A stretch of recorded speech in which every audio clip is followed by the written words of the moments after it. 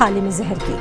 अगर आप दिल्ली एनसीआर में रहते हैं और पनीर के बहुत शौकीन हैं तो आपको अब अलर्ट हो जाना ही चाहिए, क्योंकि दिल्ली एनसीआर में नकली और खराब पनीर बेचने वालों को एक बड़ा खेल यानी कि एक बड़ा रैकेट चल रहा है। बहुत सारी रोक के बावजूद मिलावटखोरों के हौसले अब इतने बुलंद हो चुके हैं कि सरकार इस मिलावट पर अंकुश नहीं लगा पा रही है।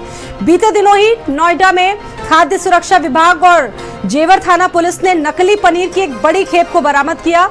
यह पनीर दिल्ली में सप्लाई के लिए जा रहा था।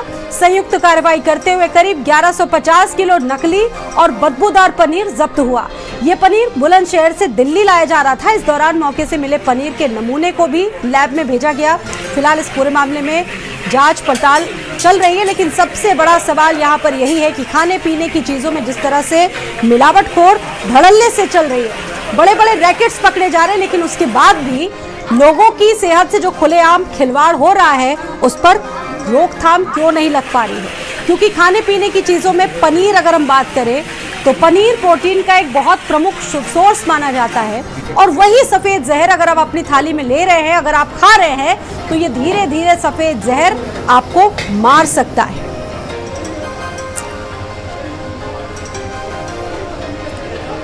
तो ऐसी तमाम चीजें हैं। नोएडा की अगर हम बात करें, पश्चिमी यूपी के कई जिले इस नकली जहर से बुरी तरीके से प्रभावित हो रहे हैं। आप सोचिए कि आम जनता, आम जनमानस जो है खाने की थाली में इस तरह की चीजों को यूज करता है, और पनीर, लोगों की पनीर से जुड़ी जो दिलचस्पियां हैं वो भी सामने आती है। लोग इसको इनटेक करते हैं, बहुत सारे लोग जो जिम जाते हैं, बच्चे उनको पनीर देते हैं लोग, लेकिन उसके बाद ये पनीर कहीं से भी सेफ नहीं है। इस पर आगे हम बातचीत करेंगे। सफेद जहर आपको धीरे धीरे बीमार बना रहा है। मिलावट से जिस तरीके से बड़ी बड़ी बीमारियां पैदा हो रही हैं, उसकी वजह से हमारा स्वास्थ्य तंत्र पूरी तरह से लाचार है। लोगों में जागरूकता भले ही हो, लेकिन जो रैकेट है वो धड़ल्ले से चल रहा है।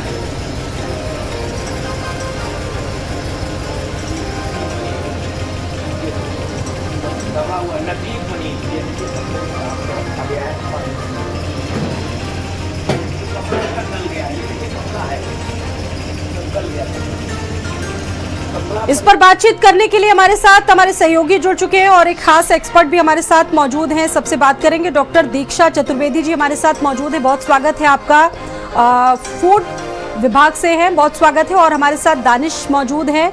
इसके अलावा हमारे साथ कफील भी मौजूद है। सबसे पहले मैं दानिश आपके पास आऊंगी। ये बताइए कि लगातार इस तरह की खबरें आप लोग भेज रहे हैं, नोएडा से आसपास के सटे तमाम जिलों से इस तरह की खबरें आ रही है। सवाल ये है कि क्यों नहीं रोक पा रहा है हमारा तंत्र इस मिलावट को? और देखिए, पहले भी भारत समाचार ने पूरा मुहिम चलाई, तब जाके ये विभाग जागा था, और जागने के बाद कुछ कार्यवाहियां जरूर करी गई थी, लेकिन जो लगातार कार्यवाहियां होनी चाहिए, जैसे पहले भी ये बात सामने आई थी और हमने भी इसकी पड़ताल करी थी कि जब त्योहार आते हैं तो उस वक्त जो फूड विभाग, खाद्य विभाग की टीमें हैं वो निकलती हैं और कार्यवाहियां करती हैं, लेकिन जो आम तौर से एक कह सकते हैं कि हमेशा लगातार कार्यवाहियां करती रहनी चाहिए, वो कार्यवाहियां अमल में नहीं लाई जाती, और शायद उसका नतीजा होता है कि जो ये कारोबारी है, जो ये नकली जहर, जैसे पनीर के रूप में जो जहर आपके प्लेटों तक पहुंचा रहे हैं, वो एक्टिव रहते हैं, उनके ऊपर कोई कार्रवाई होती नहीं है। कल भी यहाँ पर 11 क्विंटल 1100 किलो से अधिक पनीर बरामद किया गया है। उस पनीर को बरामद करने के बाद बाकायदा यहाँ पर बवाल तक हुआ है जेवर थाने के अंदर। जो पूर्व सांसद है संजीव बाजियान, वो भी वहां पर पहुंच गए थे। उन्होंने कहा था कि पनीर नकली नहीं है, लेकिन कई बार जो पश्चिमी उत्तर प्रदेश है, जो हम नोएडा एनसीआर देखते हैं, तब उसके लगे हुए जितने भी जिले हैं, चाहे वो बुलंदशहर हो, अलीगढ़ हो, मेरठ हो या अन्य इलाके हो, वहां से ये पनीर बनाया जाता है और नोएडा एनसीआर में उस पनीर की सप्लाई करी जाती है। आप खुद सोचिए, ये इतना बड़ा तंत्र है कि पूर्व सांसद इनके समर्थन में आके बैठ जाते हैं। कल जेवर थाने में 3 घंटे तक ये मशक्कत चली है। उनका कहना था कि जो पनीर है वो असली है, लेकिन खाद्य विभाग ने गलत कार्यवाही करी है। इसमें उनके साथ अभद्रता का उन्होंने आरोप लगाया। 2 पुलिस कर्मियों को सस्पेंड तक किया है सीपी जगदीश सिंह ने। तो आप अंदाजा लगाइए कि जो कारोबार है बहुत बड़ा कारोबार है। पूरे देश में उतना उत्पादन नहीं है जितना ज्यादा खपत पनीर की होती है। जब दूध का उतना उत्पादन नहीं है तो आखिरकार ये पनीर आता कहाँ से? नकली पनीर बनाया जाता है। नोएडा में 5 स्टार होटल है, ढाबे हैं, रेस्टोरेंट्स हैं, बहुत से जो स्ट्रीट फूड आइटम है उसमें पनीर का इस्तेमाल होता है। यहाँ तक जो लोग बाकायदा जिम करते हैं या फिर अन्य भी ताकतवर चीजें जो प्रोटीन के रूप में अगर देखा जाए तो पनीर का यूज करते हैं, लेकिन ये पनीर नकली आ रहा है कि लगातार इस बात का खुलासा भी होता है। आप सोचिए कि 1100 किलो जब पनीर यहाँ पर पहुंचता होता है एनसीआर में, कहाँ जाता, कौन कौन लोग उसको खाते, बच्चे, बुजुर्ग और हर तरीके का व्यक्ति जो पनीर को खाता है वो उससे उसको नुकसान होता, और जो जहर परोसा जा रहा है वो कहीं ना कहीं बेहद खतरनाक। बिल्कुल, ये धीमा जहर हम लोग खा रहे हैं और इससे शायद किसी को कोई परवाह नहीं, क्योंकि बच्चे हमारे बीमार हो रहे हैं, हमारे बुजुर्गों की सेहत पर असर पड़ रहा है। दीक्षा यजुर्वेदी जी हमारे साथ लगातार बनी हुई हैं। दीक्षा जी, मुझे लगता है कि हर एक आम इंसान जानता है कि ये खराब चीज़ें खाने से, खराब पनीर खाने से कितने बीमार पड़ेंगे, कौन कौन सी बीमारी होंगी, किस किस तरह की मिलावट हो रही है। मेरा सवाल मैम यहाँ पर यह है कि हम रोक क्यों नहीं पा रहे। जो सवाल दानिश अभी यहाँ पर उठा रहे हैं कि दूध की उतनी सप्लाई नहीं है लेकिन पनीर धड़ल्ले से बिक रहा है, और ये चीज़ें अगर हो रही हैं, आप सोचिए कि बड़े बड़े शहरों में जिस तरीके से खेप मिल रही है, बड़े बड़ी मात्रा में पनीर पकड़े जा रहे हैं, रोकथाम क्यों नहीं हो पा रही है।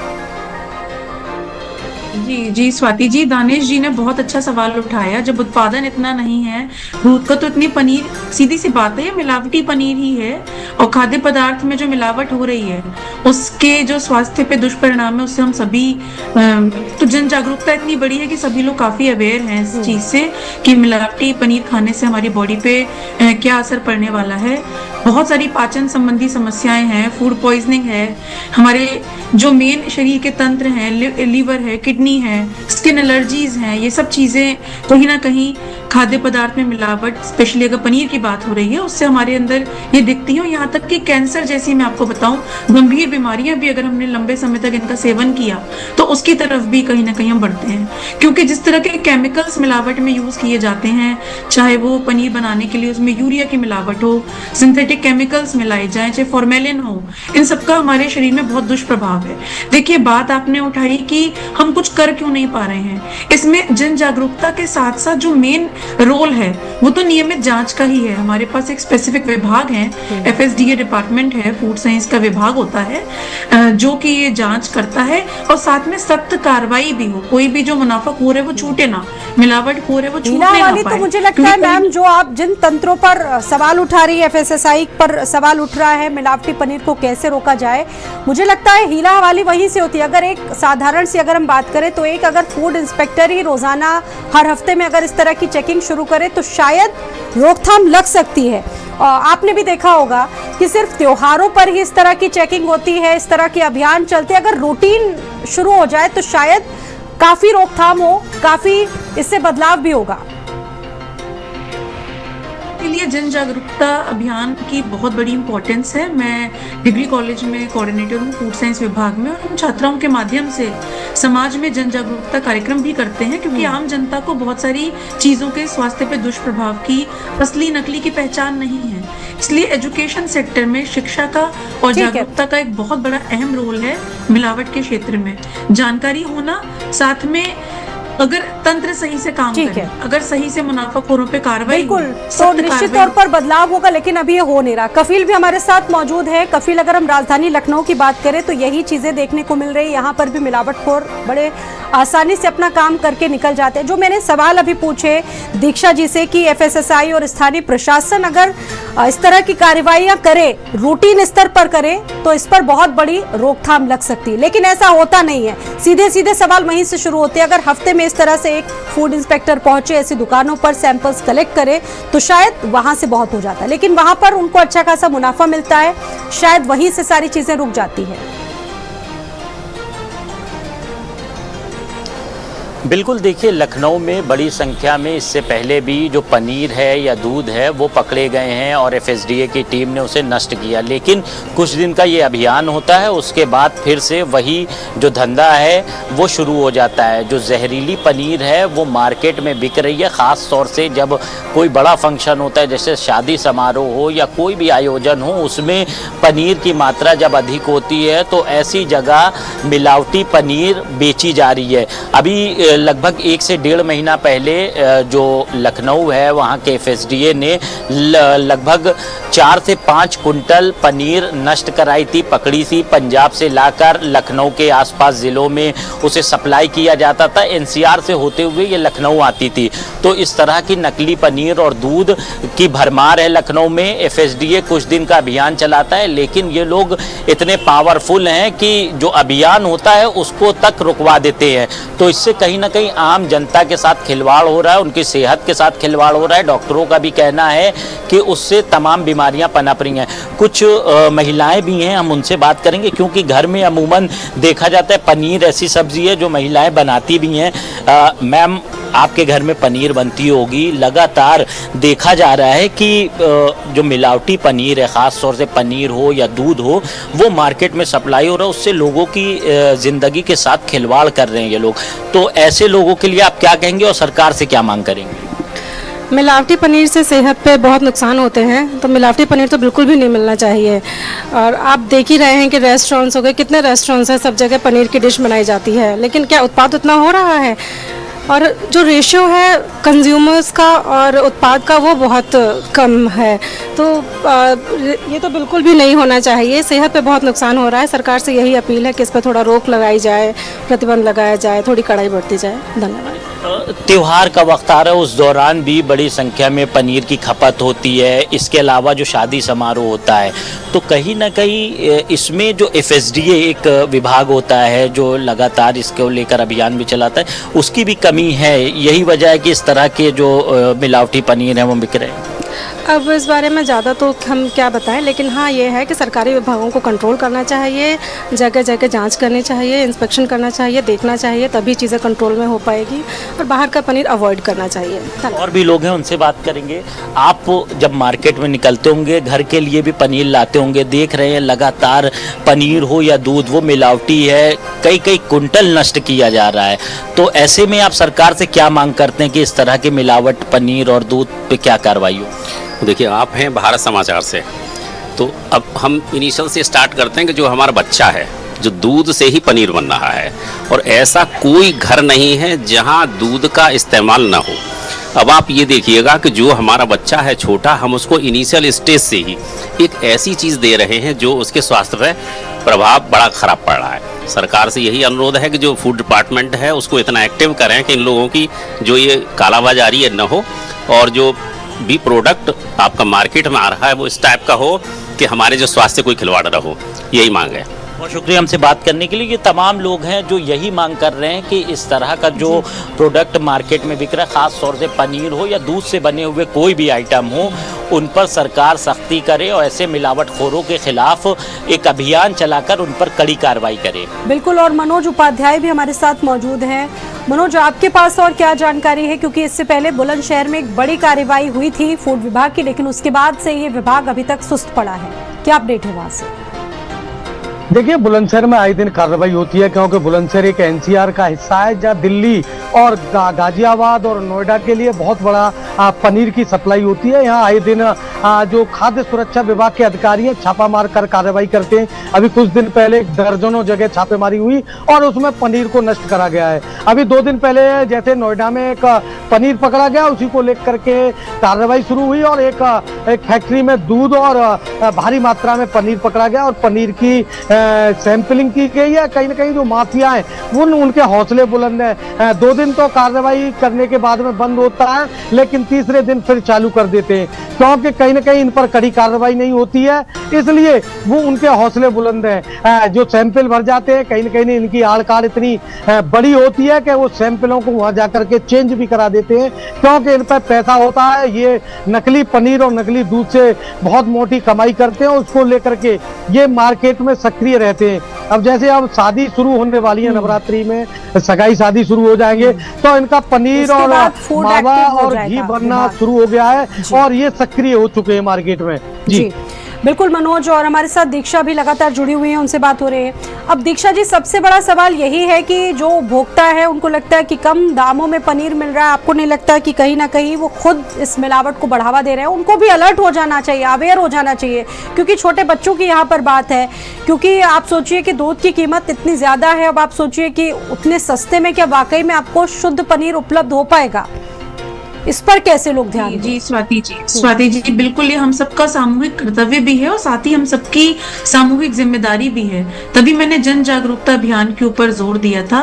देखिए, विभाग अपना कार्य करेगा सरकार की निगरानी में, और मिलावटखोर अपना काम कर ही रहे हैं, तो उनके ऊपर शिकंजा अगर कसना है तो साथ साथ में अगर हम सबकी भागीदारी भी हो जाए, एक आम जनता में अगर ये अवेयरनेस क्रिएट हो जाए कि कैसे हमें उससे बचाव करना, कुछ आसान घरेलू तरीके भी होते हैं जिनके माध्यम से हम असली और नकली की पहचान कर सकते हैं। तो शिक्षा का बहुत बड़ा रोल है इसमें। हम युवा पीढ़ी को अगर साथ में जोड़ लें तो ये बहुत अच्छा एक कार्य हो जाएगा। और साथ साथ में मैं कहना चाहूंगी कि जो ग्रीवांसेस हैं, इनका रिड्रेसल कंज्यूमर कोर्ट के माध्यम से बहुत सशक्त तरीके से होना चाहिए, ताकि कहीं ना कहीं एक सख्त मैसेज जब जाएगा समाज में कि कार्रवाई होती है और कितनी दूर तक होती है, तो अवश्य ही एक अच्छा चेंज आएगा। आपको नहीं लगता है कि क्या घर घर पर ऐसी आसान टेस्ट किट उपलब्ध कराई जानी चाहिए सरकार की तरफ से, प्रशासन की तरफ से, कि घर पर ही जांच हो जाए? जी बिल्कुल, ऐसी किट्स डेवलप भी की जाती है मैम, ऐसी किट्स डेवलप भी की जाती हैं जिससे हम बहुत ही आसान तरीके से, बहुत ही सस्ते केमिस्ट के मिलने वाले नॉर्मल केमिकल्स हैं। मैं फूड साइंस विभाग की समन्वयक हूँ, तो हम छात्राओं को सिखाते भी हैं। जिस फॉर एग्जाम्पल आयोडीन है, आयोडीन का टिंचर है, 3-4 रुपए में मिल जाता है, हम आसानी से उससे चेक कर सकते हैं कितना स्टार्च मिला है, नहीं मिला। तो इस तरह की किट्स डेवलप करके बहुत अच्छा सुझाव है, अगर शासन ही जन जागरूकता के माध्यम से जगह जगह, क्योंकि जो जिनमें अभी शिक्षा का अभाव है, स्पेशली उनको हेल्थ हैजार्ड्स जो हमारी बॉडी पे हैं उसके बारे में भी उतनी जानकारी नहीं है, उनको समझ में ही नहीं आ रहा है कि असली नकली हमारे शरीर पर कितना दुष्प्रभाव डाल सकता है और दूरगामी इसके दुष्परिणाम क्या हो सकते हैं। तो इसलिए इस तरह की किट्स अगर मुहैया कराई जाए तो वास्तव में एक बहुत बड़ा ये परिवर्तन आएगा। बिल्कुल, और कफील भी हमारे साथ जुड़े हुए हैं। कफील, जो खबरें सामने आ रही है, थाली में जिस तरह से जहर मिल रहा है, वैसे तो देखा जाए खाने पीने की बहुत सारी चीज़ों में कोई भी प्योरिटी नहीं है, क्या खाया जाए, इंसान इसको लेकर बड़ा कंफ्यूज रहता है। लेकिन सवाल ये है कि अगर इस तरह की चीज़ें होती हैं, अगर वो पर्टिकुलर जगह जहाँ पर पता चल जाता है कि कार्रवाई हुई है और इस तरह की चीज़ें हैं वहाँ पर मिलावट के लिए, तो वहाँ आपको नहीं लगता है कि हमेशा के लिए वहाँ पे लाइसेंस को ही रद्द कर देना चाहिए, ख़त्म कर देना चाहिए, ताकि ये सफ़ेद जहर लोगों को मिल ही ना पाए? ऐसा होता देखा है क्या आपने? बिल्कुल, देखिए, काला बाजारी का ये जो कारोबार है ये कई हजार करोड़ रुपए का है। ये पूरे देश में मकड़ जाल की तरह फैला हुआ है और जो इससे जुड़े हुए लोग हैं वो काफ़ी पावरफुल हैं। यही वजह है कि इन पर कोई कार्रवाई नहीं होती है। जो FSDA विभाग होता है वो कुछ छापेमारी करता है, सैंपल कलेक्ट करता है, कुछ जुर्माना लगाता है, उसके बाद उन्हें कुछ दिन के लिए सील करता है, फिर वो वैसे ही धड़ल्ले से चालू हो जाती है।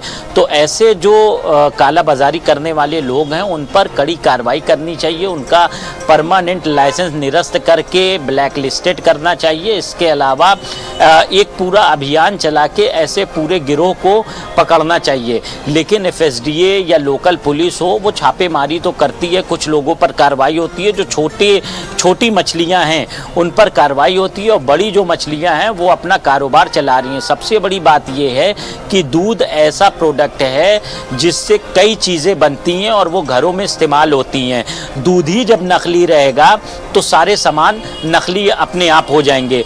दूध से चाहे घी हो, घी बनती है, पनीर हो, बच्चों का पाउडर हो, ये तमाम चीज़ें हैं, पैकेट के दूध मार्केट में मिलते हैं, ये तमाम चीज़ सब दूध से बनती है। और दूध ही जब मिलावटी होगा जिक्र हम लोग यहाँ पर कर रहे हैं कपिल, निश्चित तौर पर ये पूरी सप्लाई चेन जहाँ से चीज़ें होती